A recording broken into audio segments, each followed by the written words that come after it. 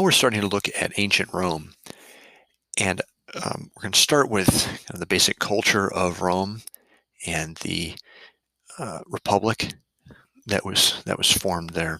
I want to try to understand what's happening in ancient Rome. This is a map of the city you see here on the right, with uh, the boundaries of Rome, with the Servian Wall.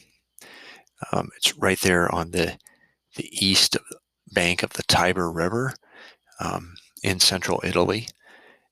You can see that there's a forum, the Forum Romanum here, a couple of different fora, Temple of Fortuna and Mater Matuta, um, a bridge over the Tiber River.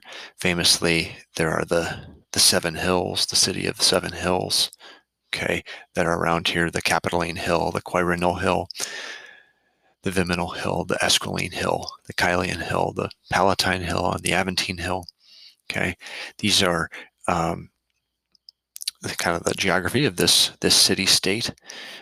Now, as I said, Rome is a city state in central Italy. You can see here it's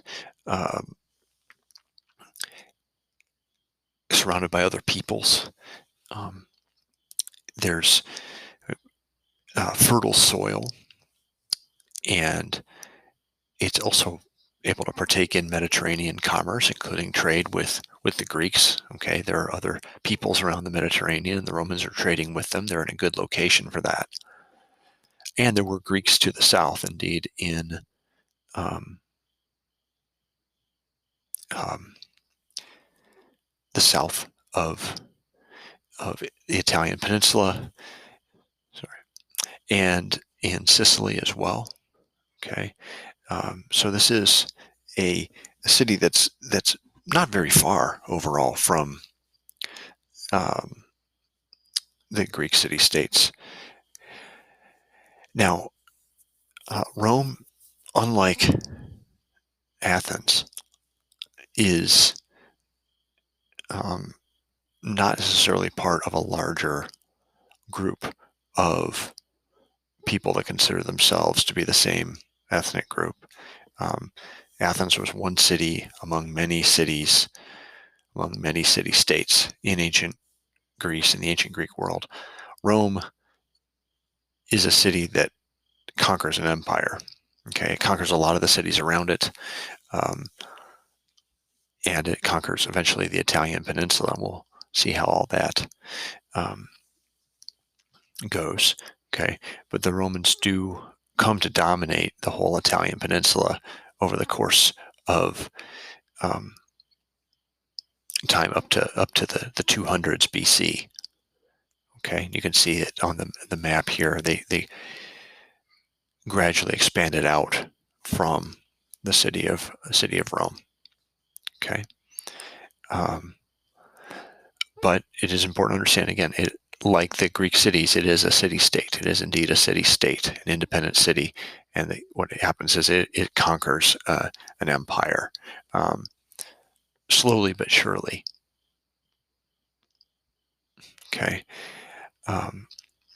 Now, like in ancient Athens, and indeed the cities of ancient Greece, religion and city life were very closely connected. Okay.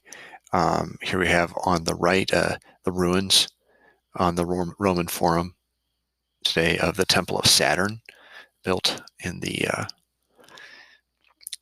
early period of Roman history,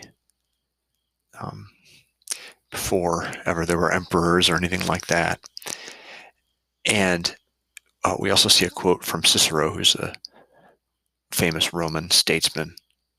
And he says, "We call Jupiter the best, Optimus, and greatest, Maximus, not because he makes us just or sober or wise, but rather healthy, unharmed, rich, and prosperous." So what does that mean? Well, he's saying here that the gods, and specifically in this case Jupiter, which is the Roman version of Zeus, they're not worshipped because they make the Romans good, right? It's not because they make the Romans virtuous, but instead it makes them powerful, rich, prosperous, healthy, and unharmed. So these uh, ideas of religion here are similar to what we saw with the ancient Greeks, that the gods were not necessarily moral examples. Though they did have some moral demands, but they were not necessarily moral examples, but rather those who protected the city. And we see that especially here with the Romans too. Okay. Um, in ancient Rome, we also see really a more hierarchical society than in Athens. The social elites were more dominant in Rome than in Athens. In Athens, you saw um, with the rise of the democracy, especially the idea that the people themselves were in control. In ancient Rome, there was more of an expectation of leadership by the great men, um, with the people having some power too. And you'll see that in your readings. And there's some debates about how democratic, for example, it was. Okay, so one way that you could see people um, in these relationships of elites and non-elites was the patron and client system. Okay, patrons and clients had rights and responsibilities that were attached to them. The patron protected and supplied the client. Okay, the patron was the wealthier and more powerful and could give things to his client. The client served the patron. Okay, so there's this mutual relationship, and this was something that was codified in law. It was considered to be sacred, oftentimes hereditary, so that a client um, inherited the responsibility to the patron's family. Um, so this is a uh, a very important system, and it was supported by law as well in Rome. There's also hereditary classes. Hereditary classes. There are the patricians, who are um, the the great families of Rome, and there were the plebeians, who was everybody else. Okay, and over time there were plebeians who became rich, but those divisions seem to have been important, um, especially in the early centuries of the Republic.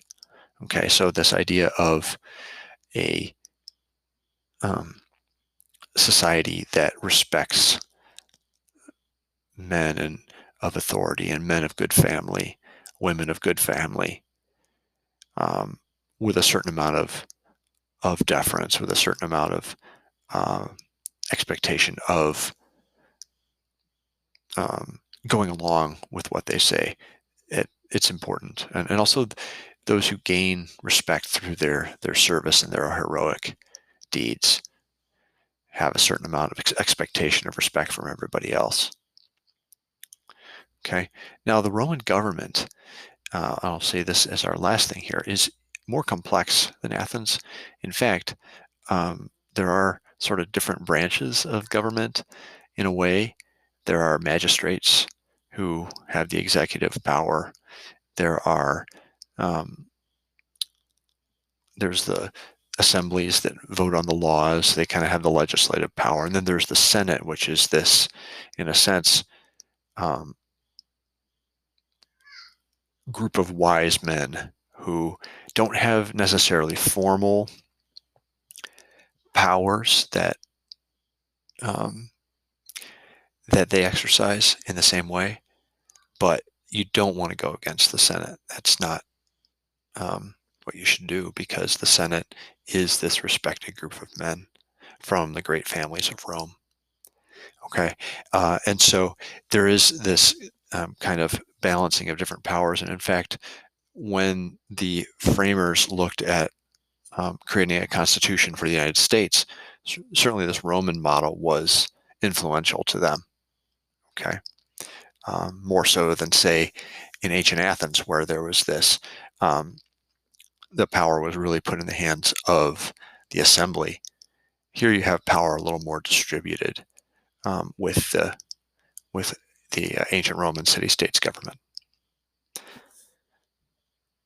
And now you'll be able to see more about the way that it worked in the readings for this lesson.